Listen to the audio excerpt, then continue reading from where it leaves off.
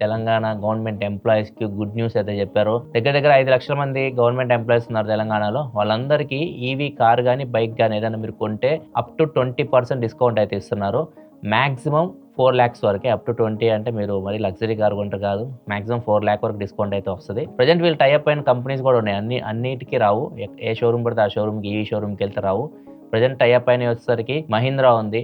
Ola, Ather, గ్రావిట్రాన్ ఇవి ఉన్నాయి. Present Tata, MG వీటితో కూడా మాట్లాడుతున్నట్టు చెప్పారు. సో వాళ్ళ ఎంతవరకు అయిద్దో తెలియదు అది. కాకపోతే ఇది శుభవార్త అని చెప్పొచ్చు గవర్నమెంట్ ఎంప్లాయీస్‌కి. అప్ టు 4,00,000 వరకు అయితే మీకు కొద్దిగా డిస్కౌంట్ అయితే వస్తది. మీరు కొనే కార్ గాని, బైక్‌ని బట్టి. మేజర్‌గా వీళ్ళు చెప్తుంది పొల్యూషన్ తగ్గించడానికి ఇది చేస్తున్నట్టు చెప్తున్నారు. హైదరాబాద్ కూడా పొల్యూషన్ ఎక్కువైపోతుంది. దాన్ని ఇప్పటి నుంచి మనం కంట్రోల్ చేయగలిగితే బెటర్. లేకపోతే మనది కూడా సిటీ ఢిల్లీ లాగా అయిపోయిద్దని ముందుగానే ఈవీకి మొత్తాన్ని చేంజ్ చేయడానికి ట్రై చేస్తున్నారు. ఫస్ట్ ఈవీ స్టేట్గా తీసుకురద్దా అని వాళ్ళ క్వశ్చన్.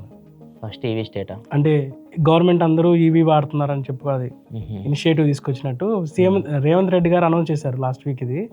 ఇప్పుడు దాన్ని ఆచరణలో తీసుకొచ్చారు అన్నమాట. ఇప్పుడు అందరూ సీఎం మంత్రులు అందరూ వాడతారా? మాక్సిమం ఇంకా గవర్నమెంట్ ఎవరైతే ఉంటారో వాళ్ళందరూ ఈవీకి షిఫ్ట్ అవ్వమని ఆదేశాలు వచ్చాయి అన్నమాట అందరికి.